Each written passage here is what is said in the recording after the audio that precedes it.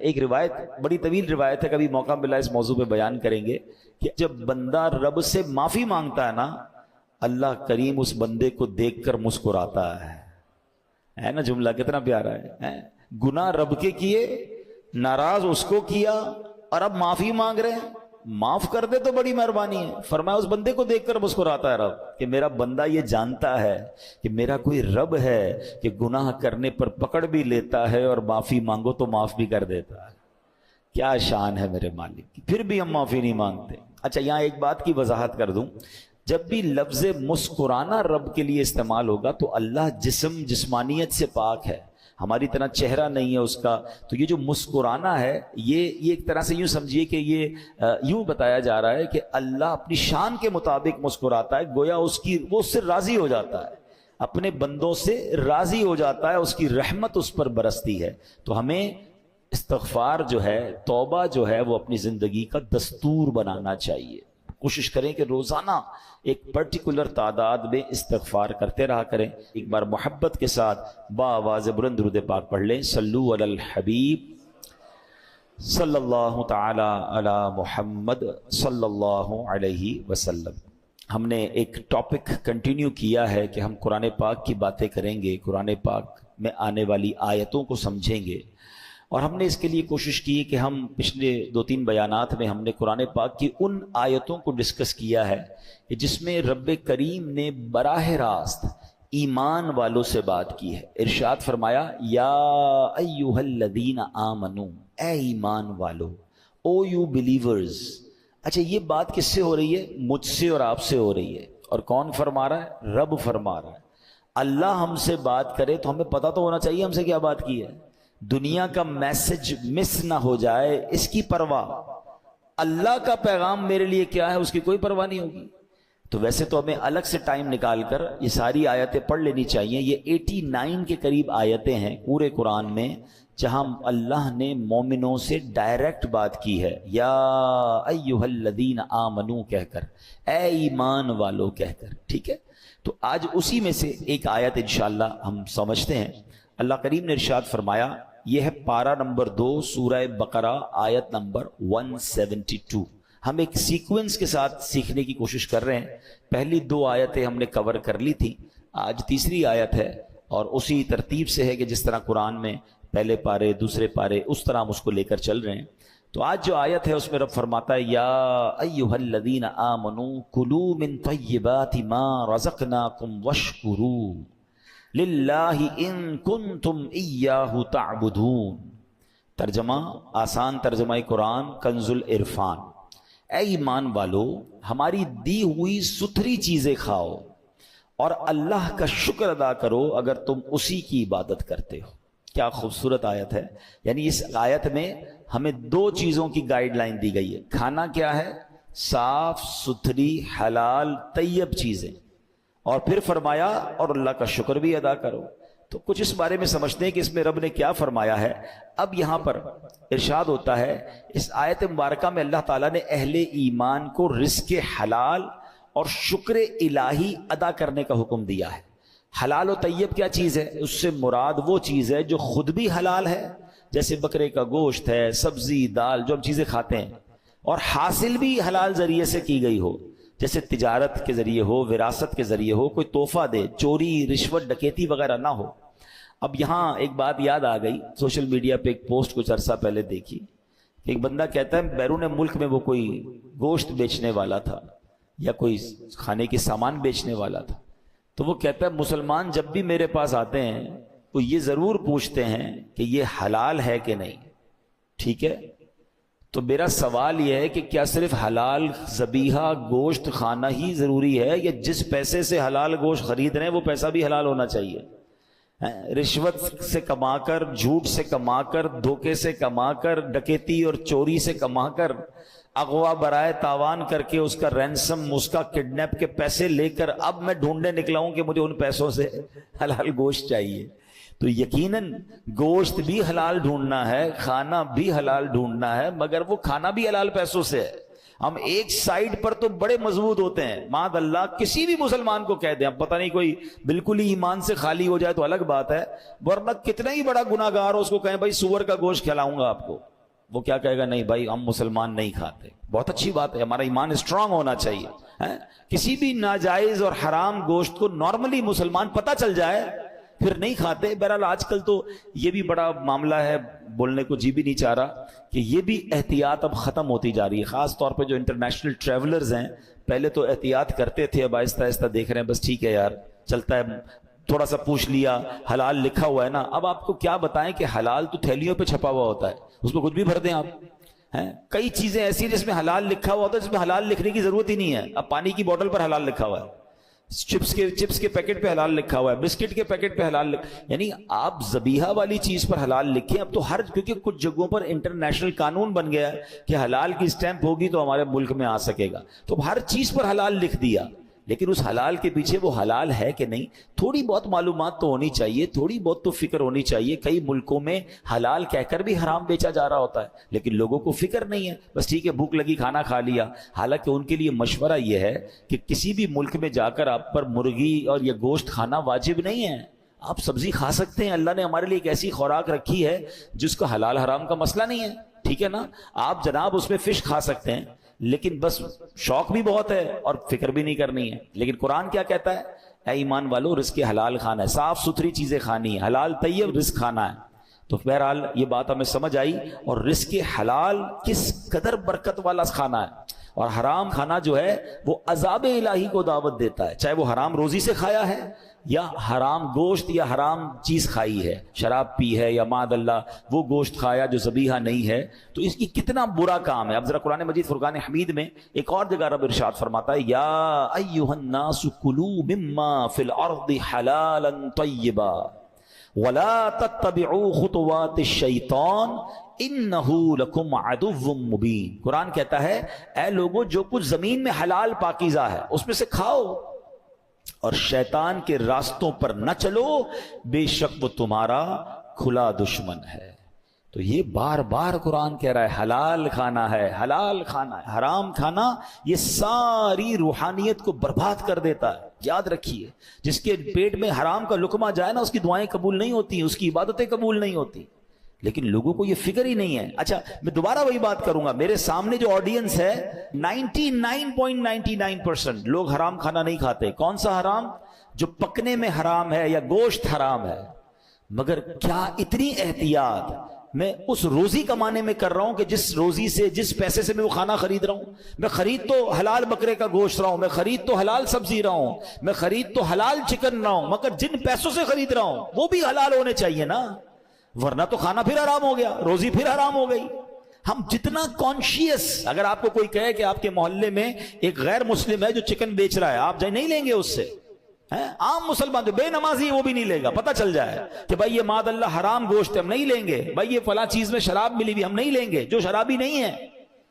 لیکن جتنا کانشیس خریداری میں حرام کو چیک کرنے میں کچھ لوگ ہوتے ہیں، ہمیں اسی طرح اپنی روزی میں بھی تو احتیاط کرنی ہے نا، کہ میں اپنے بچوں کو کوئی حرام روزی تو نہیں کھلا رہا۔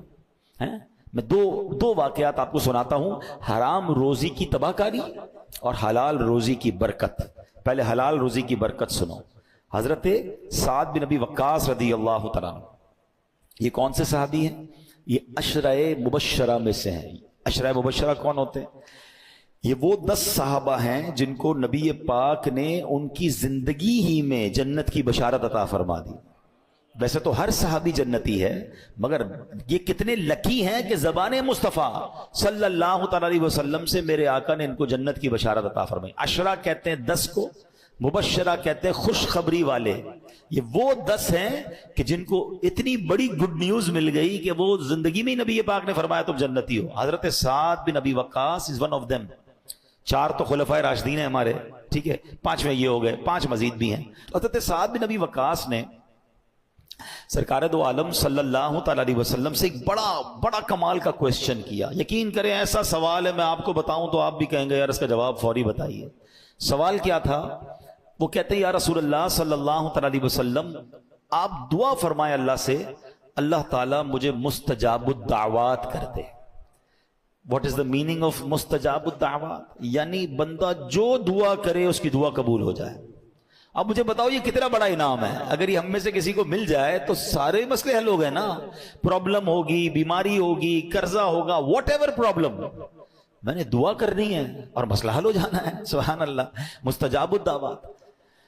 तो प्यारे आका अलैहिस्सलाम ने कितना प्यारा जवाब दिया। कोई बहुत लंबा चौड़ा जवाब नहीं दिया। नबी पाक ने ये नहीं फरमाया साद इतने रोजे रखो, इतनी नमाजें पढ़ो, इतने सजदे करो, इतने सदके दो, इतना लंबा मुजाहिदा करो, फिर जाके तुम मुस्तजाब दावत बनोगे। नहीं, वन लाइनर आंसर फ्रॉम रसूलुल्लाह सल्लल्लाहु अलैहि वसल्लम। आप फरमाते हैं ऐ साद अपनी खुराक पाक कर लो, मुस्तजाब दावत हो जाओगे। बस ये फॉर्मूला आज सीख जाइए। कुरान का पैगाम भी यही था कि ऐ ईमान वालों हलाल खाओ, और हलाल खाओगे तो मिलना क्या है? मुस्तजाब दावत बन जाएंगे। मसले हल हो गए ना। मैं क्यों जाऊंगा किसी और से दुआ कराने जब खुद ही मुस्तजाब दावत बन जाऊं? तो अपनी गिजा पाकीज़ा करनी है, अपनी कमाई पाकीज़ा करें, अपना खाना पाकीज़ा करें, अपने लुक्मे पाकीज़ा करें। और आगे नबी पाक फरमाते हैं उस जात की कसम जिसके दस्ते कुदरत में मोहम्मद मुस्तफ़ा सल्लल्लाहु ताला अलैहि वसल्लम की जान है, आदमी अपने पेट में हराम का लुकमा डालता है तो 40 दिन तक उसका कोई अमल कबूल नहीं किया जाता। और जिस बंदे का गोश्त सूद और हराम खोरी से उगा उसके लिए आग ज्यादा बेहतर है।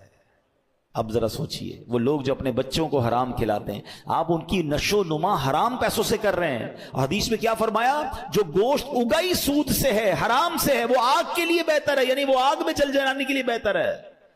हम नहीं सोचते, हम कहते हैं बच्चों के लिए कर रहा हूं, अपने लिए नहीं कर रहा। जरा बच्चों के मुस्तकबिल लिए कर रहा हूं। आप बच्चों को बर्बाद कर रहे हैं। जो हराम कमा कर कहते हैं मैं बच्चों का मुस्तकबिल रोशन कर रहा हूं, मैं इसलिए सूद लेता हूं, मैं इसलिए रिश्वत लेता हूं कि यार बच्चों का कुछ बन जाए, आप बेवकूफी कर रहे हैं।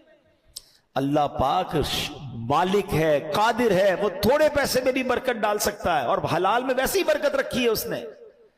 मैं जनाजा पढ़ा के आ रहा हूं, मेरे फूफा जान का इंतकाल हुआ, आप दुआ करें अल्लाह पाक उनकी मगफिरत फरमाए। मगर मैं जनाजे में भी एक बात कहकर आया, मैंने कहा मेरे फूफा जान आज जा रहे हैं, मैं जानता हूं अल्लाह ने उनको बहुत नवाजा है, मगर वो कब्र में 1 रुपया भी लेकर नहीं जा रहे हैं। उनके कफन में कोई जेब नहीं था। जिस कब्र में आज वो जाएंगे कोई तिजोरी नहीं होगी, सारे पैसे सारी प्रॉपर्टियां सब पीछे छोड़ गए। और हम आप भी यही करेंगे ना? है कोई जो लेकर जाएगा अपना प्रॉपर्टी, बैंक बैलेंस? है कुछ भी नहीं लेके जाएंगे, एवरीथिंग सब पीछे रह जाएगा। जिसको जमा करते करते हराम कमा कमा के जो जिंदगी गुजार रहे हैं, सोचे कब्र में तो खाली आ जाना है, और फिर जो हराम छोड़कर जाएंगे उसकी मार अलग पड़नी है। मैंने बहुत पहले बयान में एक जुमला कहा था, आज फिर रिपीट करता हूं, अल्लाह करे किसी के दिल पे लग जाए। एक फॉर्मूला है, जितने भी यहां बैठे हैं मुझे बताएं, हम अपनी जिंदगी में, अपनी लाइफ में, अपने कमाए हुए पैसे में अपनी जात पर कितना खर्च करते हैं? पर्सनली अपने ऊपर गौर कीजिएगा। जितने भी बैठे हैं, जो नौकरी वाले भी हैं, जो बिजनेस वाले भी हैं, मैक्सिमम 5%। आप सोचिए, मर्द तो वैसे ही खर्च नहीं करता, अपने बच्चों पे खर्च कर रहा होता है, बीवी पे खर्च कर रहा होता है। वो इतने कपड़े सिलवाते हैं, हम तो फिर भी नहीं सिलवाते। उनको हर दावत पे नए कपड़े चाहिए, जूते नए चाहिए, पता नहीं कितने सामान चाहिए। मर्द, मैं आपकी मेरी बात कर रहा हूं, कमाते हम हैं पर्सनल अपनी जात पर। आपने जितने जिंदगी में कमाए आज तक, कभी बैठ के हिसाब कीजिएगा, 5% या मैक्सिमम 10%, इससे ज्यादा आप अपनी जात पे खर्च नहीं करते। या तो बच्चों पे खर्च करते हैं, या बीवी पे करते हैं, या माँ बाप पे करते हैं, या दोस्तों पे करते हैं, या फिर छोड़ के चले जाते हैं। ऐसा ही होता है ना? अब जुमला मेरा सुन लो, मैंने कमाने 100 हैं, खर्च 5 करने हैं, और जवाब 100 का देना है। ऐसा ही है ना? अगर हराम कमाया, 100 कमाए, 5 खर्च किए, मार 100 की पड़नी है। मजे कौन करेगा? फैमिली। मजे कौन करेगा? बच्चे, घर वाले। और मार मुझे पड़ रही है, तूने हराम क्यों कमाया? तो इससे बड़ी बेवकूफी क्या है यार, कि मैं क्यों 100 हराम के कमाऊं? जितने चाहिए उतने हलाल कमाऊं, रब ने हलाल देने, मैं क्यों मार खाऊं किसी और के लिए? अपनी जात पे खर्च भी नहीं कर पा रहे, जमा कर रहे हैं, चेक कर रहे हैं, बैलेंस चेक कर रहे हैं, पैसे गिन रहे हैं, ये और बढ़ जाएगी, प्रॉपर्टी और बढ़ जाएगी, 40 साल से प्लॉट रखा है, बेच ही नहीं रहे, और बढ़ जाएगी, प्लॉट रह जाएगा, आप कब्र पे चले जाएंगे। मैं नहीं कहता आप, लेकिन जायज है कि नहीं, हलाल है कि नहीं, खुदा ना खास्ता इस वजह से मार तो नहीं पड़ेगी, ज़कात पूरी दे रहा हूं कि नहीं दे रहा। समझिए बात को, पैसे से ज्यादा बेवफा कोई चीज नहीं है। ये जो पैसे के पीछे भाग रही है ना दुनिया, मुझे एक बात बताएं, اتنا بے وفا ہے کہ جب میرا اور آپ کا وصال ہوگا نا، جتنے پیسے بینک میں ہیں، جتنے پیسے گھر میں ہیں، جتنی پراپرٹی میری ہے، وہ سب کس کی ہو جائے گی؟ ورثاء کی، پرائی، میرا کچھ بھی نہیں، مرا میں، کمایا میں نے، مگر سب دوسروں کا ہو گیا۔ یہاں تک کہ جو میری اور آپ کی جیب میں پیسے ہوں گے نا جب انتقال ہوگا، وہ بھی نکال لیے جائیں گے، وہ بھی کہیں گے اب یہ میت کا نہیں ہے، یہ ورثاء کے ہیں۔ اتنا بے وفا یار، میرے ساتھ 1 روپیہ بھی نہیں جائے گا اور میں اسی پیسے کے لیے بھاگی جا رہا ہوں۔ آپ کو بتاؤں شرعی مسئلہ یہ ہے کہ اگر کسی بندے کا وصال ہو جائے، بے شک وہ کروڑوں روپے چھوڑ کے مرے، اب اگر اس بندے کے ایصال ثواب کے لیے کوئی نیکی کا کام کرنا ہے نا، تو وہ بھی اس کے پیسوں سے نہیں کر سکتے جب تک اس کے وارثوں سے نہ پوچھیں۔ پیسہ میرا، کمایا میں نے، میں مر گیا، میرے ہی ثواب کے لیے میرا پیسہ خرچ نہیں ہو سکتا جب تک میرے وارث نہ اجازت دیں گے۔ اتنا بے وفا ہے یہ پیسہ۔ تو عقل کیا کہتی ہے کہ اسی پیسے کو حلال سے کماؤں اور اپنی زندگی میں ہی اپنے پیسے کو ایسی جگہ خرچ کر کے جاؤں کہ میں قبر میں جاؤں تو مجھے قیامت تک ثواب ملتا رہے۔ عقل مندی یہ ہے۔ پلان کیجئے اپنے مرنے کا۔ لوگ جینے کا پلان کرتے ہیں، عقل مند وہ ہے جو مرنے کا پلان کرتا ہے۔ زندگی تو ویسے ہی گزر گئی، ہم میں سے کتنے سارے لوگ ہیں 30 40 50 سال کے ہو گئے، اور کتنا جیئیں گے بھائی؟ اب پلان کرو مرنے کا، اب پلان کرو قبر کا، پلان کرو آخرت کا۔ اور قرآن سکھا رہا ہے حلال کمانا، یہ پلاننگ ہے آخرت کی۔ اور اگر اللہ نے دیا ہے تو اس کو ایسی جگہ انویسٹ کر دو کہ میں رہوں نہ رہوں مجھے قیامت تک ثواب ملتا رہے۔ اور مجھے اور آپ کو شریعت نے اختیار دیا ہے کہ ہم اپنی وصیت کر سکتے ہیں۔ ہاں، آلموسٹ 1/3 آف یور ویلتھ، 1/3 آپ وصیت کر کے جا سکتے ہیں کہ میرے مرنے کے بعد 1/3 پیسہ میرا جو ہے وہ اللہ کی راہ میں دیا ہے، فلاں مسجد میں دے دیں، فلاں تنظیم کو دے دیں، فلاں نیکی کے کام میں خرچ کریں، یتیم خانے، کوئی بھی پلان ایسا کرو آپ، تو ہوگا کیا؟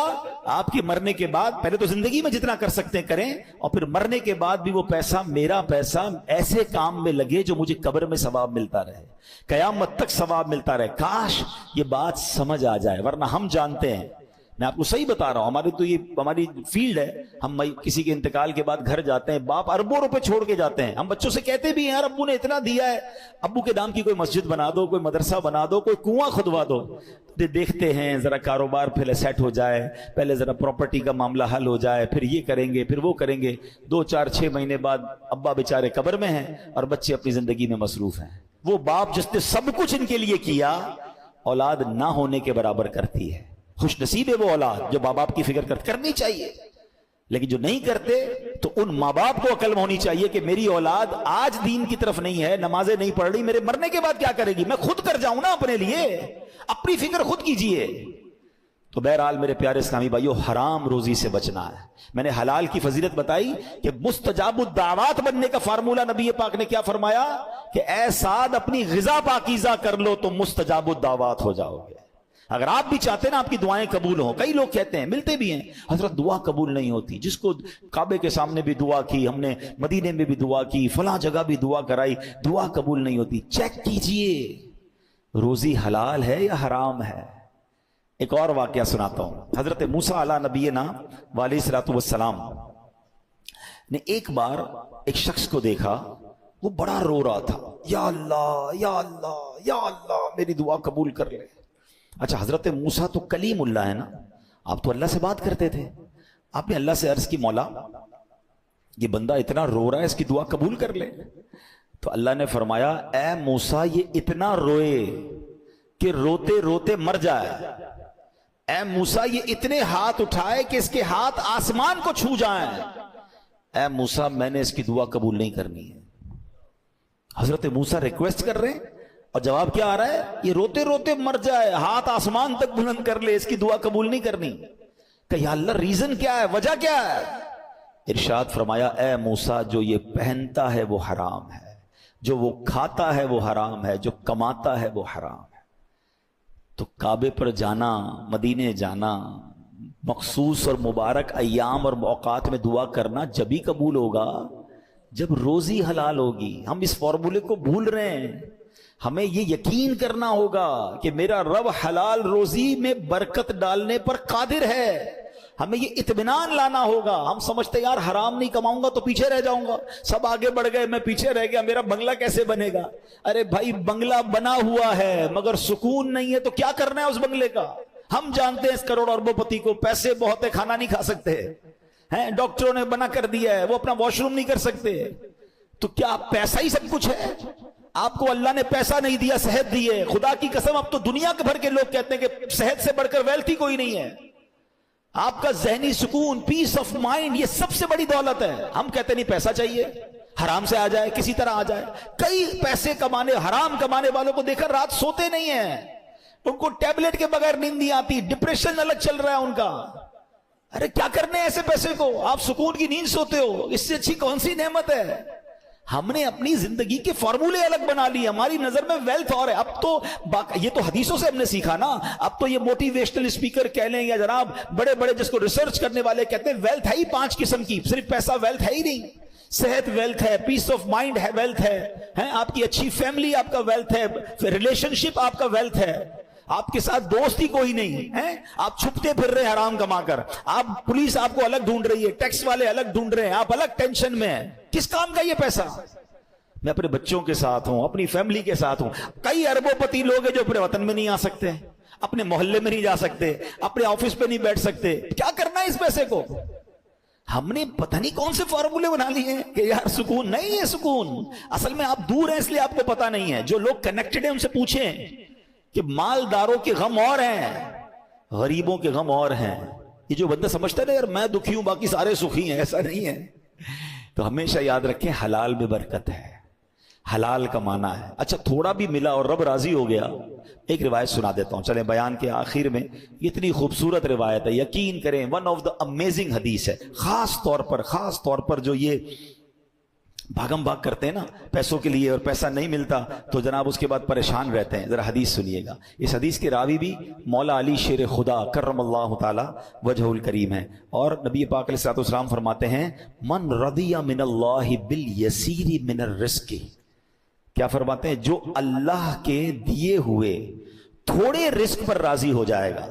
پیسے تھوڑے ملے، رزق تھوڑا ملا. سنو آقا فرماتے ہیں جو اللہ کے دیے ہوئے تھوڑے رزق پر راضی ہو جائے گا رضی اللہ منہ بالقلیل من عملی، اللہ پاک اس کے تھوڑے عمل پر راضی ہو جائے گا. اللہ اکبر. اس کو انجوائے، اگر اس کو سمجھ گئے نا آپ، اس کی ایسنس کو سمجھ گئے، اے غریبوں تمہیں مبارک ہو. مگر راضی رہنا ہے. یہ نہیں کہ غربت بھی ہے اور شکوے بھی ہیں، غربت بھی ہے اور کمپلین بھی ہے. نہیں، پیسے تھوڑے آ رہے ہیں مگر بندہ دل سے راضی ہے. مگر انعام کیا ہے؟ خدا کی قسم یہ سودا مہنگا نہیں ہے. میں اللہ کے دیے ہوئے تھوڑے رزق پر راضی ہو جاؤں اور میرا کریم میرے تھوڑے عمل پر راضی ہو جائے. کیونکہ وہ راضی ہو گیا نا پھر جنت ہے. گھر نہیں ملا دنیا میں بڑا مگر جنت نہ ختم ہونے والی ہے، اس کی کوئی ایکسپائری ڈیٹ نہیں ہے. ادھر پیسے نہیں ملے، جنتیوں کے لیے ہیرے جواہرات ہیں. ادھر جناب لگزریز نہیں ملی، میں اللہ کی رضا پر راضی ہوں. جنت کی نعمتیں وہ ہیں جو کبھی ختم ہونے والی نہیں ہیں. تمہیں مبارک ہو. اور جو جناب اب اس کا ذرا مفہوم مخالف بھی تو سمجھو نا کہ جس کو اللہ نے زیادہ دیا ہے، سوچو کیا فرمایا؟ جو اللہ کے تھوڑے رزق پر راضی ہو جائے اللہ اس کے تھوڑے عمل پر راضی ہو جاتا ہے. تو جس کو اللہ نے زیادہ دیا اور قیامت کے دن عمل زیادہ مانگا تو پھر ہمارا کیا بنے گا؟ ہے ہمارے پاس جواب؟ عمل ہے ہمارا زیادہ؟ بلکہ ادھر تو معاملہ اور الٹا ہے. غریب آدمی زیادہ نیکیاں کر رہا ہے نارملی، اور امیر آدمی جس کو اللہ نے بہت نوازا وہ اور نیکیوں سے دور ہو گیا. ہونا کیا چاہیے تھا کہ جتنا اللہ عطا فرماتا اتنا میں اور عبادت کرتا اور شکر کرتا اور سجدے کرتا. ادھر تو معاملہ ہی الٹا ہے. وہ عطائیں بڑھا رہا ہے، ہم خطائیں بڑھا رہے ہیں. جواب نہیں دینا.